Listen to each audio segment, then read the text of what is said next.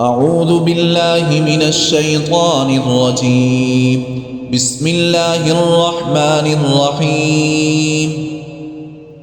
الحمد لله الذي أنزل على عبده الكتاب ولم يجعل له عوجا قيما لينذر بأسا شديدا من لدنه ويبشر المؤمنين الذين يعملون الصالحات أن لهم أجرا حسنا ماكثين فيه أبدا وينذر الذين قالوا اتخذ الله ولدا ما لهم به من علم ولا لآبائهم كبرت كلمة تخرج من أفواههم إن يقولون إلا كذبا فلعلك باخع نفسك على آثارهم إن لم يؤمنوا بهذا الحديث أسفا إنا جعلنا ما على الأرض زينة لها لنبلوهم أيهم أحسن عملا وإنا لجاعلون ما عليها صعيدا جرزا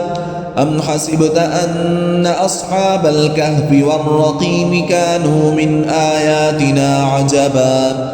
إذ أوى الفتية إلى الكهف فقالوا ربنا آتنا من لدنك رحمة وهيئ لنا من أمرنا رشدا فضربنا على آذانهم في الكهف سنين عددا ثم بعثناهم لنعلم أي الحزبين أحصى لما لبثوا أمدا نحن نقص عليك نبأهم بالحق إنهم فتية آمنوا بربهم وزدناهم هدى وربطنا على قلوبهم إذ قاموا فقالوا ربنا رب السماوات والأرض لن ندعو من دونه إلها لقد قلنا إذا شططا هؤلاء قومنا اتخذوا من دونه آلهة لولا يأتون عليهم بسلطان بين فمن أظلم ممن افترى على الله كذبا وإذ اعتزلتموهم وما يعبدون إلا الله فأووا إلى الكهف ينشر لكم ربكم من رحمته ويهيئ لكم من أمركم مرفقا وترى الشمس إذا طلعت تزاور عن كهفهم ذات اليمين وإذا غربت تقرضهم ذات الشمال وهم في فجوة منه ذلك من آيات الله من يهد الله فهو المهتد ومن يضلل فلن تجد له وليا مرشدا وتحسبهم أيقاظا وهم رقود ونقلبهم ذات اليمين وذات الشمال وكلبهم باسط ذراعيه بالوصيد لو اطلعت عليهم لوليت منهم فرارا ولملئت منهم رعبا وكذلك بعثناهم ليتساءلوا بينهم قال قائل منهم كم لبثتم قالوا لبثنا يوما أو بعض يوم قالوا ربكم أعلم بما لبثتم فابعثوا أحدكم بورقكم هذه إلى المدينة فلينظر أيها أزكى طعاما فليأتكم برزق منه وليتلطف ولا يشعرن بكم أحدا إنهم إن يظهروا عليكم يرجموكم أو يعيدوكم في ملتهم ولن تفلحوا إذا أبدا وكذلك أعثرنا عليهم ليعلموا أن وعد الله حق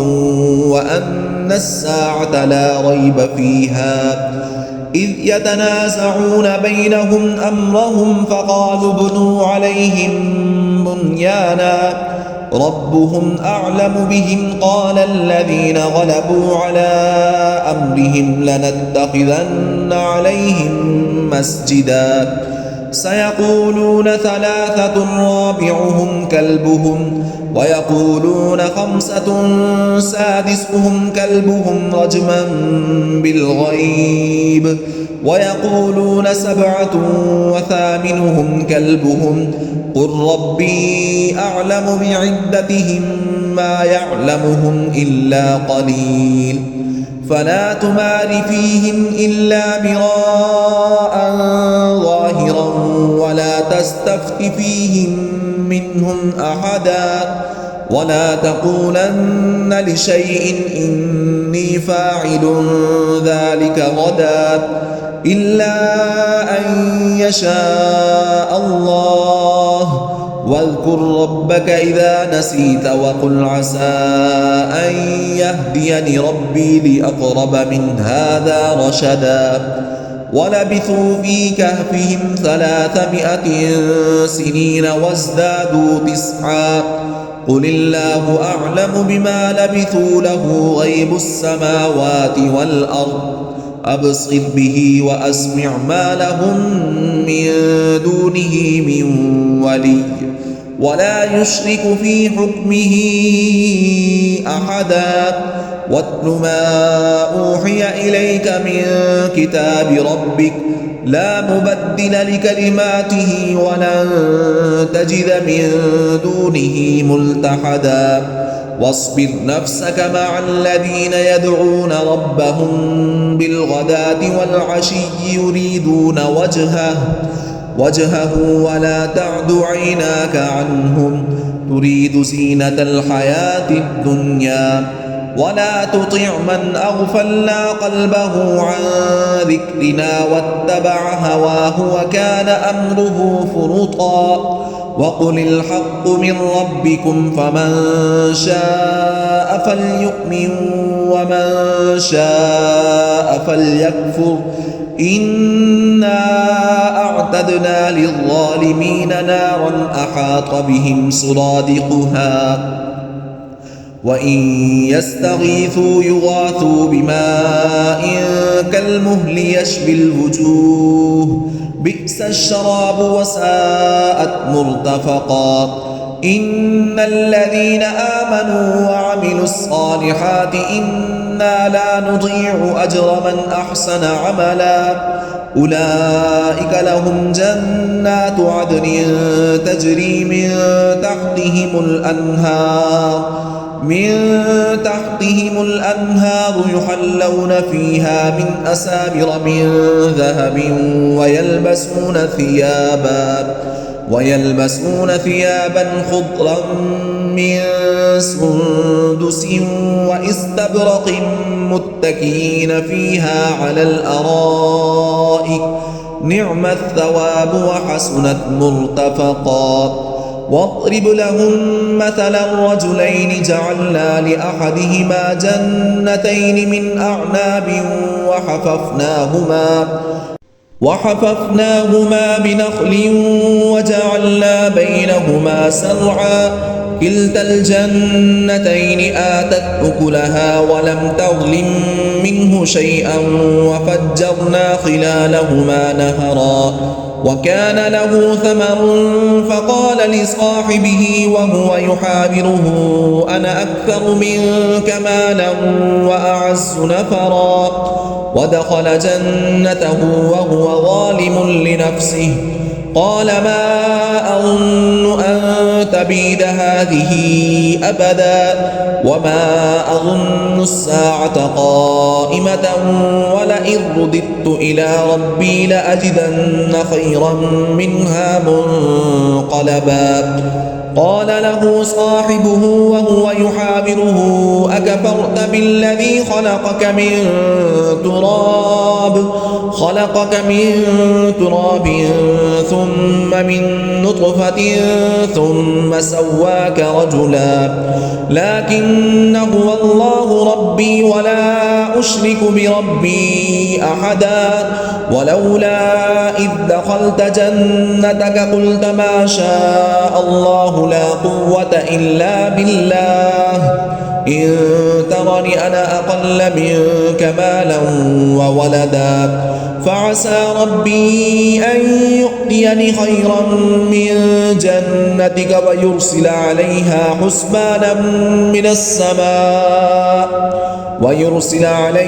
حسبانا من السماء فتصبح صعيدا زلقا أو يصبح ماؤها غورا فلن تستطيع له طلبا وأحيط بثمره فأصبح يقلب كفيه على ما أنفق فيها وهي خاوية على عروشها ويقول يا ليتني لم أشرك بربي أحدا ولم تكن له فئة ينصرونه من دون الله وما كان منتصرا هنالك الولاية لله الحق هو خير ثوابا وخير عقبا واضرب لهم مثل الحياة الدنيا كماء أنزلناه من السماء فاختلط به نبات الأرض فأصبح هشيما تذروه الرياح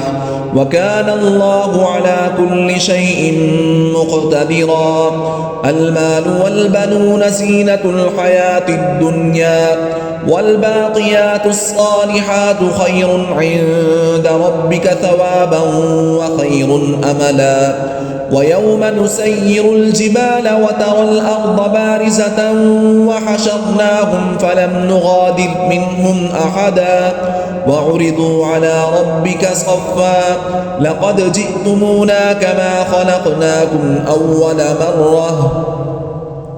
بل زعمتم أن لن نجعل لكم موعدا ووضع الكتاب فترى المجرمين مشفقين مما فيه ويقولون يا ويلتنا ما لهذا الكتاب لا يغادر صغيرة ولا كبيرة إلا أحصاها ووجدوا ما عملوا حاضرا ولا يظلم ربك أحدا وإذ قلنا للملائكة اسجدوا لآدم فسجدوا إلا إبليس كان من الجن ففسق عن أمر ربه أفتتخذونه وذريته أولياء من دوني وهم لكم عدو بئس للظالمين بدلا ما أشهدتهم خلق السماوات والأرض ولا خلق أنفسهم وما كنت متخذ المضلين عضدا ويوم يقول نادوا شركائي الذين زعمتم فدعوهم فلم يستجيبوا لهم وجعلنا بينهم موبقا ورأى المجرمون النار فظنوا أنهم مواقعوها ولم يجدوا عنها مصرفا ولقد صرفنا في هذا القرآن للناس من كل مثل وكان الإنسان أكثر شيء جدلا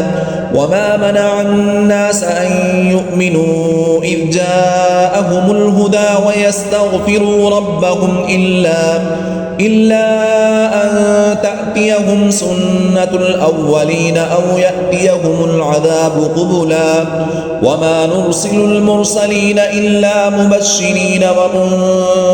ومنذرين ويجادل الذين كفروا بالباطل ليدحضوا به الحق واتخذوا آياتي وما أنذروا هزوا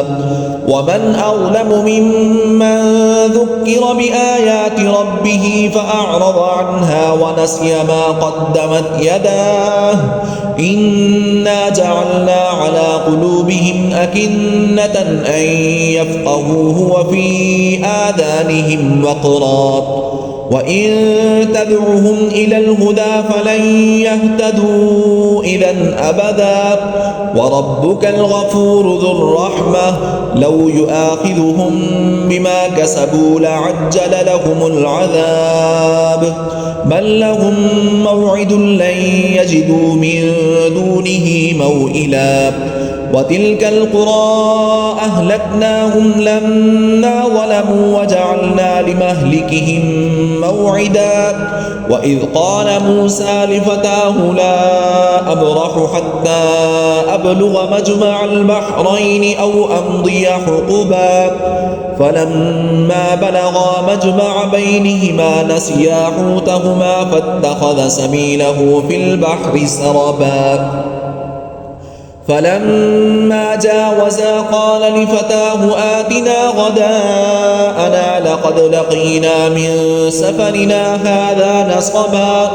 قال أرأيت إذ أوينا إلى الصخرة فإني نسيت الحوت وما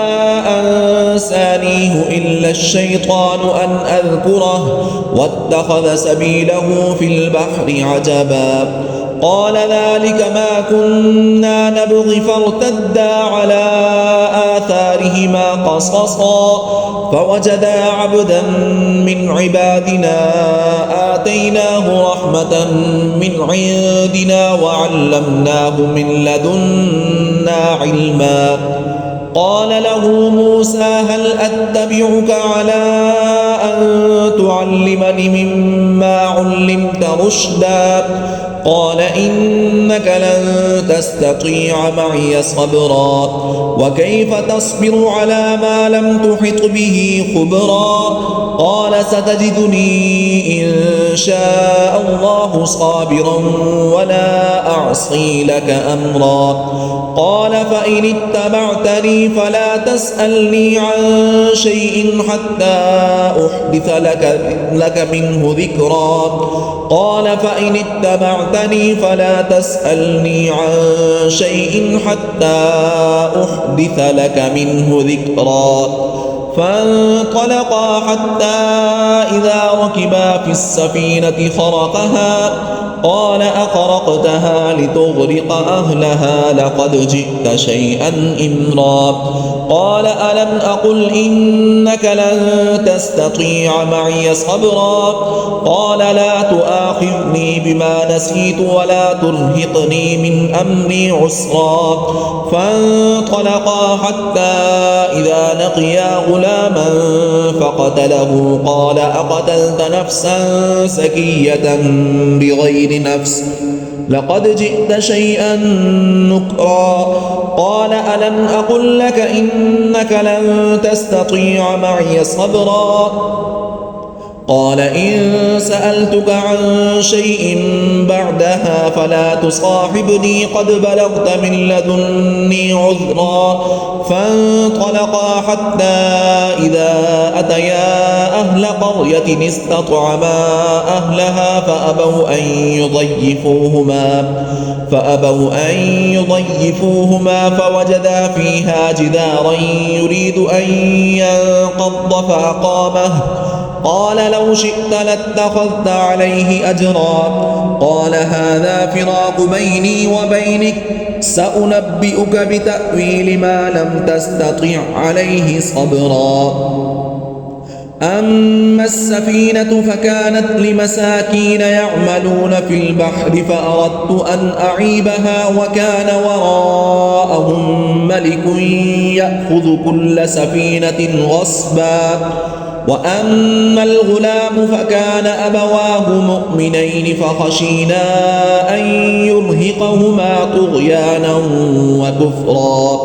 فأردنا أن يبدلهما ربهما خيرا منه زكاة وأقرب رحما وأما الجدار فكان لغلامين يتيمين في المدينة وكان تحته كنز لهما وكان أبوهما صالحا فأراد ربك أن يبلغا أشدهما ويستخرجا كنزهما رحمة من ربك وما فعلته عن أمري ذلك تأويل ما لم تسطع عليه صبرا ويسألونك عن ذي القرنين قل سأتلو عليكم منه ذكرا إنا مكنا له في الأرض وآتيناه من كل شيء سببا فأتبع سببا حتى إذا بلغ مغرب الشمس وجدها تغرب في عين حمئة ووجد عندها قوما قلنا يا ذا القرنين إما أن تعذب وإما أن تتخذ فيهم حسنا قال أما من ظلم فسوف نعذبه ثم يرد إلى ربه فيعذبه عذابا نكرا وأما من آمن وعمل صالحا فله جزاء الحسنى وسنقول له من أمرنا يسرا ثم أتبع سببا حتى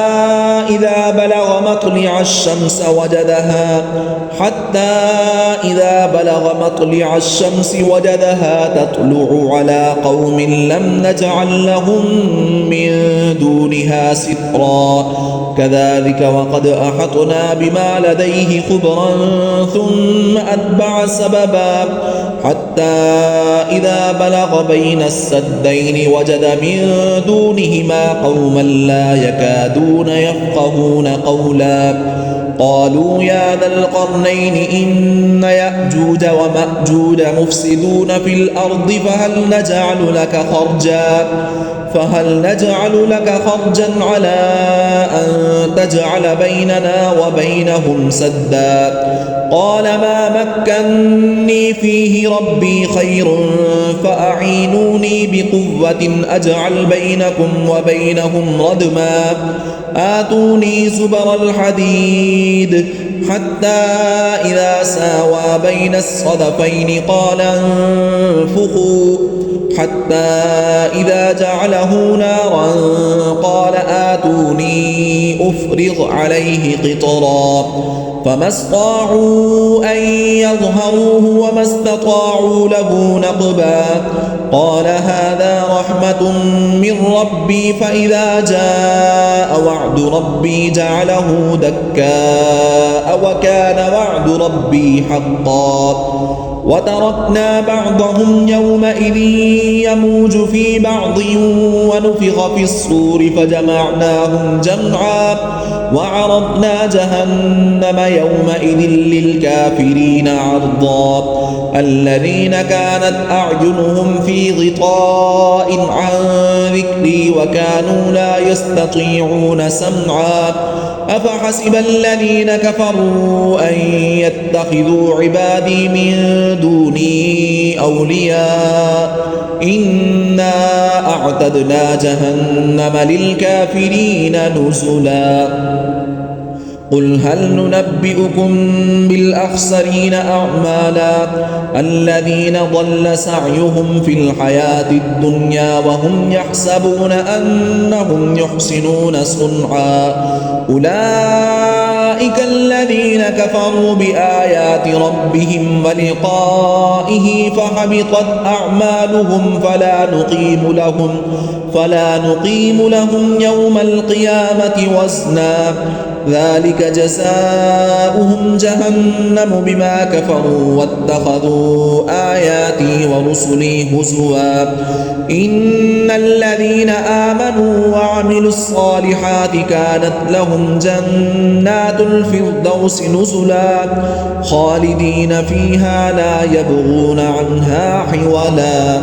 قل لو كان البحر مدادا لكلمات ربي لنفد البحر قبل أن كلمات ربي ولو جئنا بمثله مددا قل إنما أنا بشر مثلكم يوحى إلي أنما إلهكم إله واحد فمن كان يرجو لقاء ربه فليعمل عملا صالحا ولا يشرك بعبادة ربه أحدا. صدق الله العظيم.